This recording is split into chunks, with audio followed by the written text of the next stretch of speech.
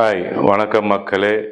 இது உங்கள் ருத்ரன் 2.0 சேனலுக்காக உங்கள் மூர்த்தி. அதாவது மக்களே, நம்ம ரொம்ப ஒரு ஆவலோட எதிர்பார்த்திருந்த தீர்ப்பு தூத்துக்குடி சாத்தான்குளம் தீர்ப்பு 6ஆம் தேதி தீர்ப்பு வழங்குறாங்கன்னு அனௌன்ஸ் பண்ணியிருந்தோம். அதை பற்றி நம்ம விரிவாக சொல்கிறோம் அப்படின்ட்டு சொல்லியிருந்தோம். ஸோ 6ஆம் தேதி, அதாவது நேற்று இந்த தீர்ப்பு வந்தது. அதில் 10 பேருக்கு குற்றவாளிகள் அப்படின்ட்டு அறிவிச்சிருந்தாங்க.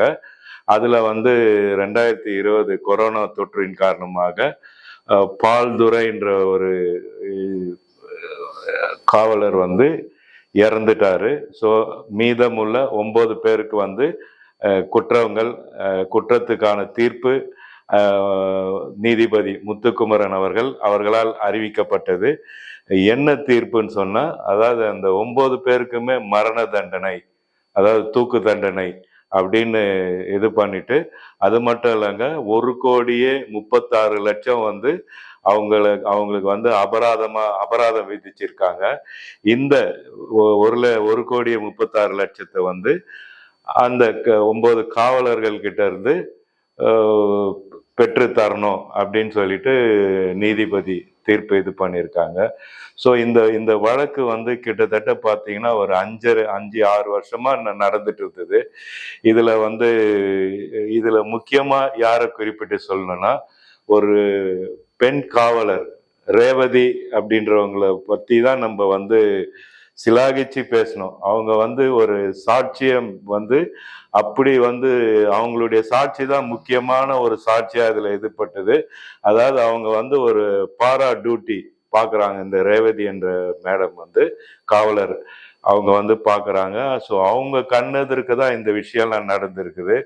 அதாவது ஆய்வாளர் ஸ்ரீதர் அந்த சீன்லயே இல்லைன்னு மறுத்து இருக்கிறாரு. அதுக்கு ஒருத்தர் சாட்சி இல்லை, சாட்சி ஒரு டிரைவர் சாட்சி சொல்லியிருக்காரு. ஸோ இவங்களால எந்த வகையிலுமே தப்பிக்க முடியாதபடி இந்த தீர்ப்பு அமைஞ்சிருக்குது. இந்த சாட்சி சொன்ன காவலர் ரேவதிக்கு பல மிரட்டல்கள் வந்திருக்கு. அதாவது அந்த காவல்துறையை சார்ந்தவங்களே இவங்க சாட்சி சொல்றாங்களே அப்படின்னு சொல்லிட்டு அவங்கள கிட்டத்தட்ட மிரட்டி இருக்கிறாங்க. அப்போ இந்த ரேவதி அம்மா நீதிபதி கிட்ட ஒரு உத்தரவாதம் வாங்கிட்டு தான் இந்த சாட்சியே சொன்னாங்க. ஏன்னா அவங்க அந்த அளவுக்கு ஒரு நேரடி சாட்சியா பாதிக்கப்பட்டிருக்கிறாங்க. ஸோ அந்த மிரட்டலுக்கெல்லாம், இந்த மாதிரி மிரட்டல்லாம் இது பண்றாங்க. ஸோ என்னுடைய உயிருக்கு பாதுகாப்பு இல்லை அப்படின்னு கேட்ட பிறகு நீதிபதியும் ஒரு உத்தரவாதம் இல்லை, உங்க உயிருக்கு எந்த அச்சுறுத்தல் இருந்தாலும் நாங்க பாதுகாப்பு கொடுப்போம் அப்படின்ற ஒரு உத்தரவாதத்தின் பேரிலேயே அவங்க சாட்சி சொன்னாங்க. கிட்டத்தட்ட இந்த சாட்சி, இந்த தீர்ப்பு ஒரு 650 பக்கத்துக்கு பேசியிருக்காரு. நீதிபதி முத்துக்குமரன் சொல்லியிருக்காரு. 650 பக்கத்துக்கு இந்த தண்டனை விவரங்கள்லாம், அந்த தண்டனை விவரங்கள்ல குறிப்பா 1,36,00,000 அதுல பால்துரைன்ற இன்ஸ்பெக்டர் ஜெயிலே கொரோனா தொற்றுனால அவர் இறந்துட்டாரு. ஸோ மீதி உள்ள 9 பேருக்கு தான் இந்த மரண தண்டனை தீர்ப்பா சொல்லியிருக்காங்க. ஏன்னா இந்த கேஸ் ஒரு அரிதிலும் அரிதான கேஸ். அதாவது பாதுகாக்க வேண்டிய காவல்துறைய சும்மா பிரிச்சு மேஞ்ச மாதிரி தான் ஆயிடுச்சு. இதுல காவல்துறை மட்டும் கிடையாதுங்க. அப்போ இந்த ஃப்ரெண்ட்ஸ் ஆஃப் போலீஸ்ன்ற ஒரு டீமும் சேர்ந்து அவங்கள அடி வெளுத்துட்டு இருக்கிறாங்க. நம்ம போன காணொலியிலே சொன்னோம், உங்க வீட்டு அடி எங்க வீட்டு அடி கிடையாது, சரியான ஒரு அடி. அதாவது தந்தையும் மகனையும் ஒரு நிர்வாணப்படுத்தி அவங்களுடைய பின்புறத்தை ஒரு பலமா தாக்கி, முதல்ல லத்திய வச்சு, அதுக்கப்புறம் இரும்பு கம்பியை வச்சு இதெல்லாம் அந்த ரேவதி மேடம் சொல்லியிருக்காங்க சாட்சியா. இந்த போலீஸ்காரங்களுக்கு ஒரு கொடூர முகத்தை பத்தி சொல்லியிருக்காங்க. ஸோ அதனாலதான் நீதிபதி என்ன சொல்லியிருக்காருன்னா, இது ஒரு அரிதினும் அரிதான ஒரு கேஸ். இது கண்டிப்பா வந்து குற்றம் செஞ்சவங்க வந்து காவல்துறையை சேர்ந்தவங்க. குறிப்பா அந்த இன்ஸ்பெக்டர் ஆய்வாளர் ஸ்ரீதருக்கு வந்து கண்டிப்பா மரண தண்டனை அவருக்கு கிடைக்க பெறணும். வந்து பிற்காலத்துல வந்து இப்படி ஒரு லாக் அப் டெத்தே நடக்க கூடாது என்ற ஒரு கோணத்திலே 650 பக்கம் வந்து தீர்ப்பு சொல்லியிருக்காரு. அந்த 9 பேருக்கும் வந்து அதான் மரண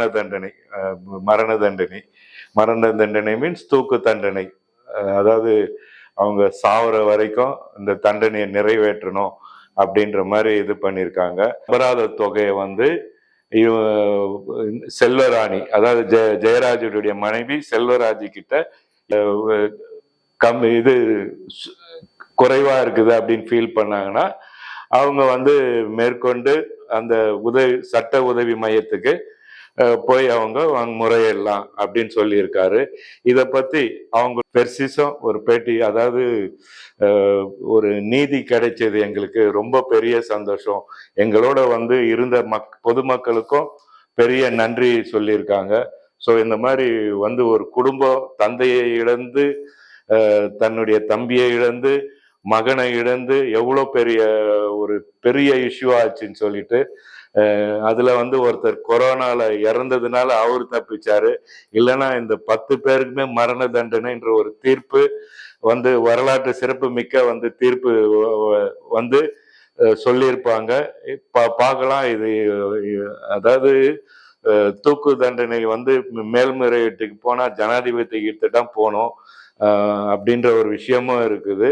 இத வந்து கருணை அடிப்படையெல்லாம் எடுத்துக்க கூடாதுன்னு சொல்லிட்டு சிபிஐ வந்து தன்னுடைய வலிவான வாதத்தை வச்சிருக்காங்க. ஸோ எந்த வகையிலையும் அதாவது இந்த 9 வேலியே பயிர மேய்ஞ்ச கதையா இந்த 9 பேரும் வந்து இந்த தண்டனையில இருந்து தப்பிக்க முடியாதுன்றதே தோணுது. தப்பிக்க கூடாதுங்க. ஏன்னா வேலியே பயிர மேய்ந்த கதை இனிமேல் பிற்காலத்திலே இது தொடரக்கூடாது என்பதுதான் எங்களுடைய ருத்ரன் 2.0 சேனலில் வேண்டுகோளாவே வைக்கிறோம். பார்க்கலாம். இனி அடுத்த ஒரு நிகழ்வுகளோடு உங்களை சந்திக்கும் வரை உங்களிடமிருந்து விடை பெறுவது அன்புடன் உங்கள் மூர்த்தி.